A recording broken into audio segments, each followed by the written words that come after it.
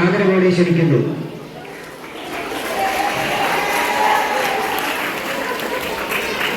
എല്ലാവർക്കും നമസ്കാരം. വേദിയിലുള്ള ബഹുമാനനായ നമ്മുടെ ഇന്നത്തെ ഉത്സവ എല്ലാവരുടെയും കൈകളിലുണ്ട്.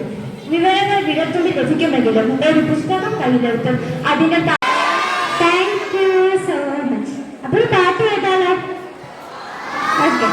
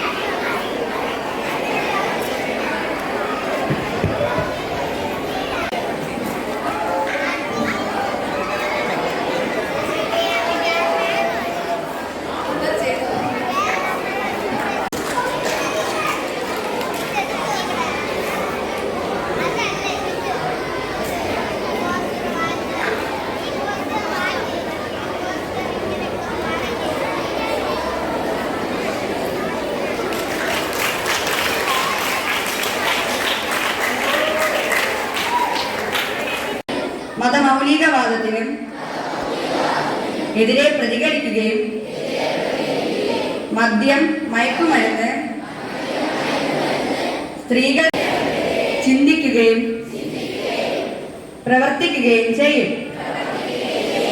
വിനാശകരമായി സൂചിപ്പിച്ചതുപോലെ തന്നെ നമ്മളെല്ലാവരും വായിച്ച ഉണരുകയും അതുപോലെ ചിന്തിച്ച് പ്രബുദ്ധരാകേണ്ടതിൻ്റെയും ആവശ്യകതയെക്കുറിച്ച് നമ്മുടെ വായന എന്നുള്ള ശീലം അവരെ പ്രായോഗികമാക്കിയിരുന്നുവെങ്കിൽ ആ കുടുംബ ജീവൻ ഇന്നും നിലനിന്നേനെ.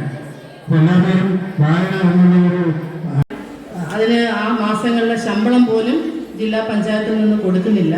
പക്ഷെ ഒരു സേവനം പോലെ നമ്മുടെ ലൈബ്രറിയൻ നിങ്ങൾക്ക് വേണ്ടി സ്കൂളുകൾക്ക് പോകുമ്പോൾ പഠിപ്പിക്കാനായി മുന്നോട്ട് വരികയും ക്ലാസ്സിനെ അവരുടെ വിഷയങ്ങൾ ഏത് വിഷയമാണോ ആ സമയത്തുള്ളത് ആ വിഷയങ്ങളിൽ പഠിപ്പിക്കാനും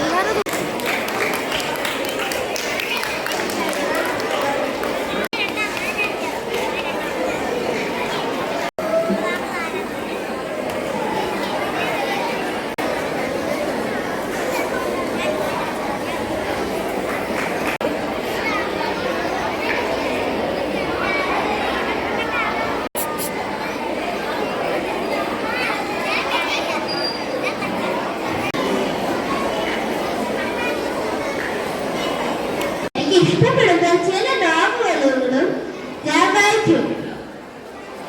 എനിക്ക് വായിക്കുമ്പോൾ വളരെയധികം സന്തോഷമാണ് അനുഭവപ്പെടുന്നത്. കാരണം നമ്മളാണെങ്കിൽ ഓരോ പുതിയ പുസ്തകത്തിനും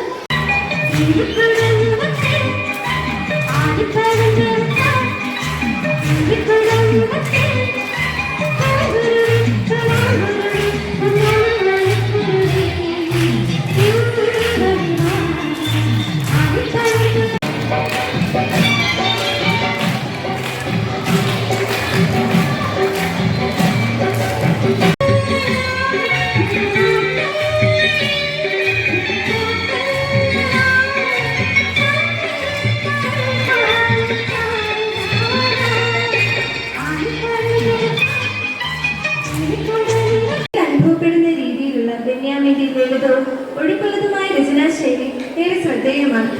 സത്യസന്ധതയ്ക്കിടയിലും പ്രതീക്ഷ കൈവിടാതെ ജീവിക്കാൻ നമ്മെ പ്രചോദിപ്പിക്കുന്ന കൃതിയാണ് ആടുജീവിതം. മനുഷ്യന്റെ അതിജീവന ശക്തിയും വളരെ മനോഹരമായി വിവരിക്കുന്ന ഈ കൃതി ഓരോ വായനക്കാരനും ഒരിക്കലെങ്കിലും വായിച്ചിരിക്കേണ്ട മികച്ച കൃതികളിലൊന്നാണ്. അതിന്റെ പ്രധാന മാർഗം വായനയാണ്. പുസ്തകങ്ങളാണ് ലോകത്തിന്റെ വെളിച്ചം. ആ വെളിച്ചം കണ്ടുവേണം നമ്മൾ വളരാൻ.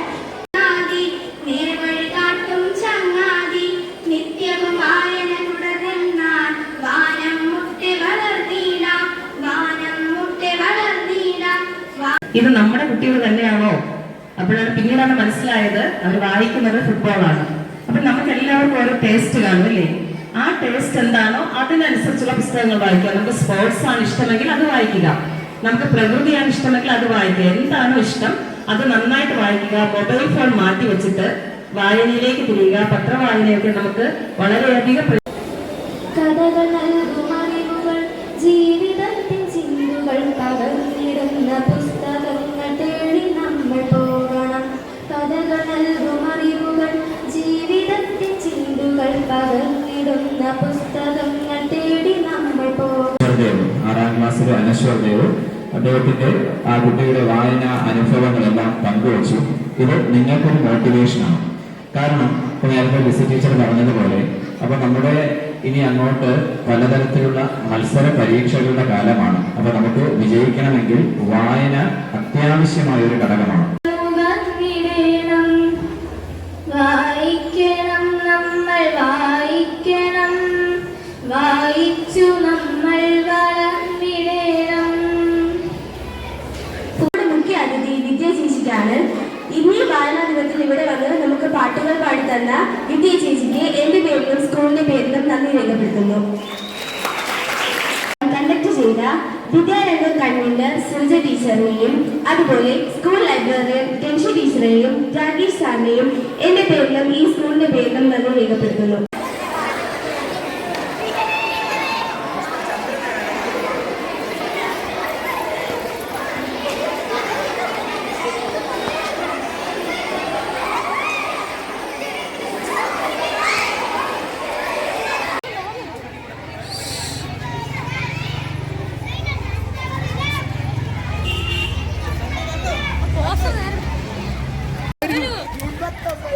ചേച്ചി വേണ്ട വീഡിയോ എടുത്ത് എനിക്ക് അയച്ചു തരും.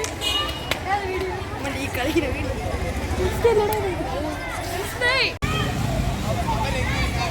നീ മാത്രം ഒറ്റയ്ക്ക് നടക്കുന്നു.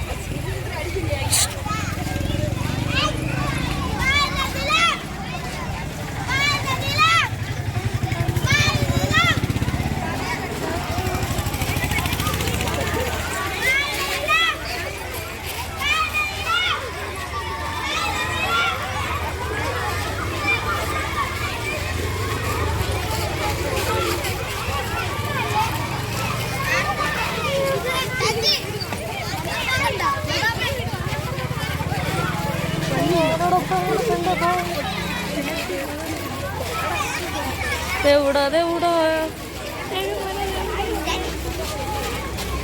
ഉണ്ടായി